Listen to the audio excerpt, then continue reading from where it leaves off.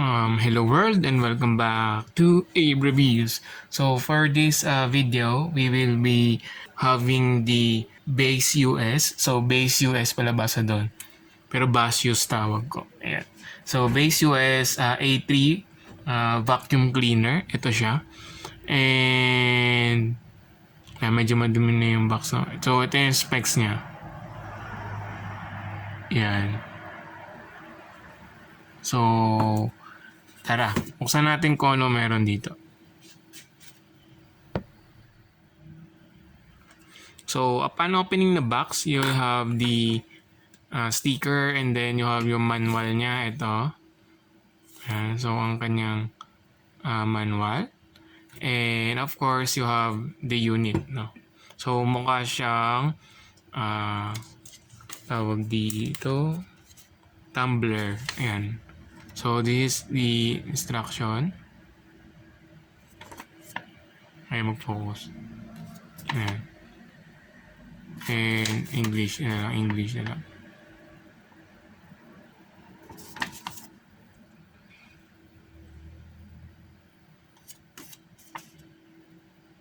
So here is the instruction.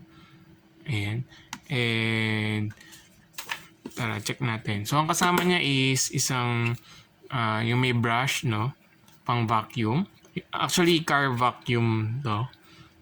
Ayan. So if you need to vacuum lang or gagamitin mo yung brush, pinutin mo lang, ganyan siya. Ayan. And then you have your Type-C charger. USB-A to Type-C. So, yeah, Type-C na siya. And according to description ng product, fast charging na siya. Then, ito is for blower, no? If you're going to use the blower, ayan, sa likod siya nilalagay. So, ito yung ating unit. And, ano siya, car vacuum cleaner, pero ginagamit ko siya to clean electronic gadgets, no? So, if you check sa Lazada, ito siya. And what we have here is yung 15,000 PA. Ayan. And then, may dalawa siyang mode.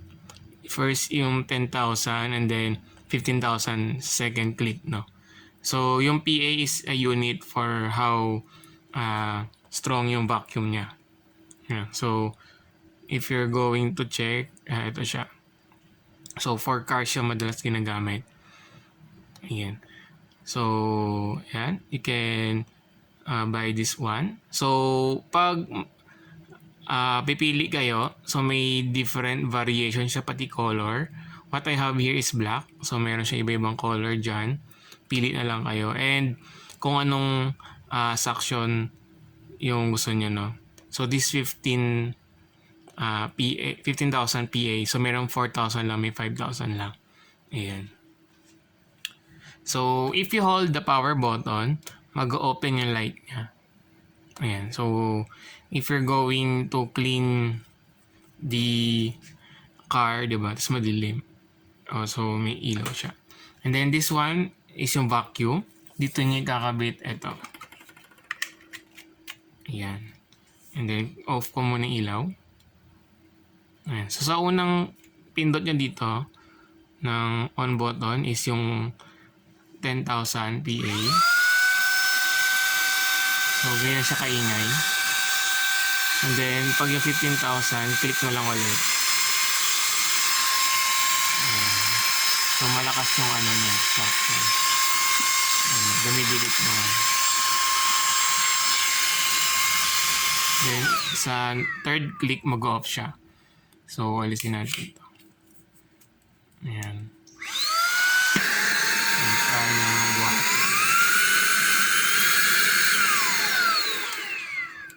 So, I think if you're going to use this one, dire-diretso, parang around 1 hour lang tatagal ng battery niya. And then, 3 to 5 hours to charge ata, sabi doon. Depende sa charger nyo, kung fast charging siya. So, 1 hour, 30 minutes usage siguro. So, hindi ko naman siya nagagamit ng diretso 1 hour since I'm just cleaning electronic devices. So, pag aalis ninyo yung ito, hilahin nyo lang. Ayan. And then, If may dirt na dito, iikot nyo lang siya. Ayan. So, itong part, matanggal siya. Tapos, nandito na yung mga dumi. Dito, no? Ayan.